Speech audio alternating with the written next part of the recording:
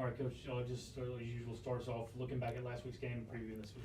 Last week, I was really proud of our team. We were at the ballpark for 10 hours, had a 3-hour delay before kickoff. I thought that we handled that well. We came out, we started fast, all three phases. Played really well the first half, considering the circumstances that we were in. Halftime, I was very confident, thinking that, hey, we finally turned the quarter. And then the third quarter did us in. We got beat 28-6 in the third quarter, didn't have enough firepower to come back from that.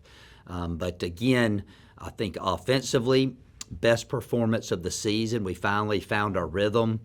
We only turned the ball over once. Defensively, the first half we played okay. The second half, way too many missed tackles, mistakes. Give credit to Western Carolina. Their quarterback, Dickens, had a phenomenal day, one of the best performances that I've ever witnessed in my entire life. Hopefully we will not play anybody nearly as good as him the rest of the season.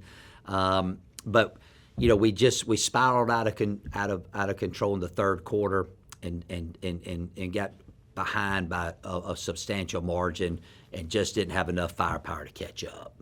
And you talked about Quincy, Jaden Gibson, Calvin Jones all had huge games offensively. Just talk about their progression and the confidence that gives them. Well, Quincy, by far, that was the best game he had played. He made good decisions. He limited the negative plays. He's starting to get a good rapport with his wide receivers.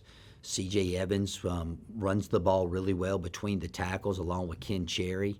I thought that, of course, Calvin Jones had a career night, 3 touchdowns against his former school, so that was good to see. And then the biggest thing to me was just the touches that all the different positions got at wide receiver. I believe that 7 out of our top 8 receivers all got catches in the game, so that ball distribution will pay big dividends down the road for us.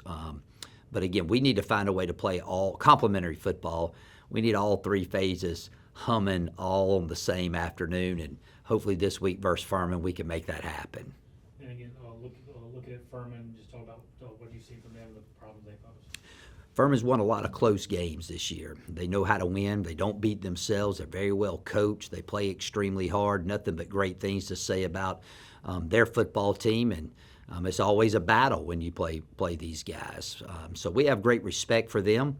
We still feel like we're a good football team, and we feel like that being at home, family weekend, that the crowd will give us an edge, and we're going to go out there and give it our best shot, and we feel like that we're good enough to beat anybody if we're able to put it all together.